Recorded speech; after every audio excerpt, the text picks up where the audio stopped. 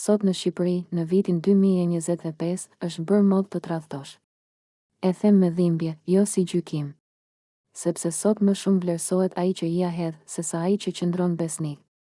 Dashuria është bërë lojë. Njerëzit nuk kërkojnë më partner, por eksperjenca. E ndërkohë, ata që duan sinqerisht përfundojnë të thyer. Tradhtia nuk ndodh më vetëm në heshtje.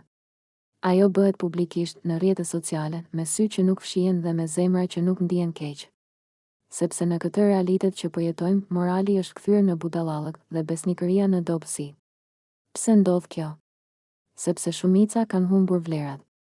Familja është zbehur. Respekti është zhdukur. E duket sikur gjithçka sillet rreth epshit dhe momentit, jo ndjenjes dhe përgjegjësisë. Por të tradhtosh s'është stil. Është zgjedhje. Dhe është zgjedhja që tregon sa vlen një njeri në të vërtetë. Mund të kesh para, famë, bukuri, por nëse tradhton atë që të besoj, je bosh.